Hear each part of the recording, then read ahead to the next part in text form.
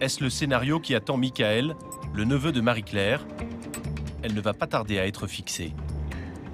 Nous la retrouvons à Hatay, près de la frontière syrienne, devant l'hôtel où elle attend son neveu, d'une minute à l'autre. Pour éviter que notre présence n'effraie Michael, elle nous a demandé de rester à distance. Elle a néanmoins accepté que nous placions une mini-caméra dans la chambre où elle doit le retrouver. Après 6 heures d'attente, il finit par arriver. Alors? Galère, oh. Je devais sortir seul. Ouais. J'arrive dans la montagne avec le... Déjà, je croyais que j'allais sortir en voiture. On a marché jusqu'en Turquie, on a marché. Ouais. Oh, L'ex-djihadiste, filmé à son insu, se montre étonnamment enjoué. On voit une trentaine de personnes, des femmes, des enfants, plein de passeurs, des trucs de fou. Tous, ils attendaient avec leur passeur. Mon passeur, il a dit, tu sais quoi, on s'en fiche, on attend pas, on y va. On est passé les barbelés, on marche dans la forêt, on marche dans la forêt. Il y avait des militaires dans la forêt. Il m'a dit, cours. Et j'ai sauté par-dessus les barbelés, mais j'ai trouvé mon pantalon, mes chaussures. Putain, je t'avais pris un pantalon. Jure, toi, tu es vraiment un homme de Cro-Magnon. Hein. Oh, 9 mois que tu me vois pas, même pas un bisou, tu me fais même pas, tu me prends dans tes bras, même pas rien. Hein? T'as pas changé.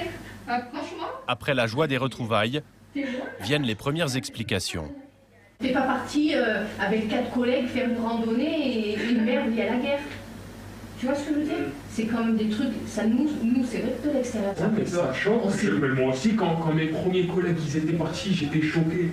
Je me suis dit, mais oh, c'est des malades, qu'est-ce qu'ils sont allés faire là-bas? Mais après, je sais pas, moi, je voyais des autres qui partaient, des autres partaient, l'autre il me parlait, l'autre il me parlait. Je me suis dit, ah ouais, en vrai, voilà. Et j'ai plus, je suis parti. Tu es tombé à une mauvaise période. Ouais, en plus, je foutais rien. T'es là, maintenant? Quoi? Tu comprends? Ben, on va rentrer, non? Ah bon? Ben, je retourne plus, c'est bon. C'est bon, ça y est? Ouais.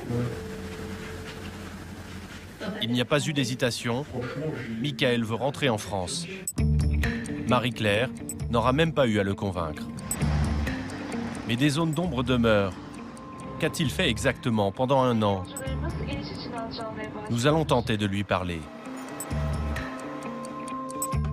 Alors que nous faisons escale à Istanbul, Marie-Claire lui révèle notre présence. Dans un premier temps hostile, il accepte finalement de nous dire un mot. Il ne sait pas qu'il est filmé.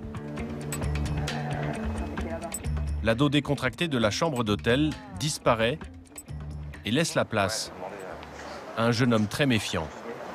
Tu penses que ça va être dur d'expliquer aux gens ce que tu as fait? Ce que j'ai fait? J'ai rien fait.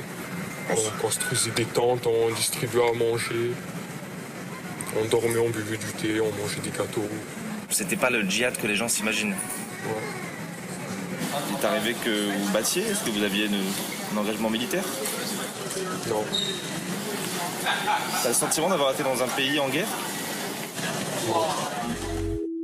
L'humanitaire, la motivation qu'invoquent beaucoup de djihadistes de retour en France. Bien qu'il faisait partie d'un groupe considéré aujourd'hui comme terroriste, Michael pense avoir été dans le bon camp. La place d'un jeune de 18 ans, tu penses que c'est d'être là-bas en Syrie, auprès d'un peuple, dans une organisation terroriste? Terroriste, c'est quoi? Ça veut dire quelqu'un qui terrorise. L'armée de Bachar, c'est des terroristes. Et ils terrorisent eux. Ils dépecent, ils font des trucs de fous. Mais nous, c'est pas des terroristes, nous. Et d'autres groupes, tu as conscience que... Ah oui, d'autres groupes. Après, oui, il y a un groupe, oui, lui, nous, on n'était pas avec eux. L'État islamique, en l'occurrence. Voilà. Moi, je me désavoue d'eux, je suis pas avec eux du tout. Pourquoi? Je suis des musulmans aussi. Tu sais qu'en France, en ce moment, il y a des polémiques. Beaucoup de gens ont peur que les jeunes qui ont été en Syrie reviennent. Est-ce que tu comprends ça, toi? T'es en Syrie, t'as cru ça en peur et tout ça, hein, ils croient, je sais pas quoi, tout le monde y va revenir, tout le monde y veut faire quelque chose, alors que c'est pas vrai, rien à voir. C'est pas vrai du tout. En tout cas pour moi, personnellement, c'est pas rien faire du tout. Qu'est-ce que t'appelles rien faire?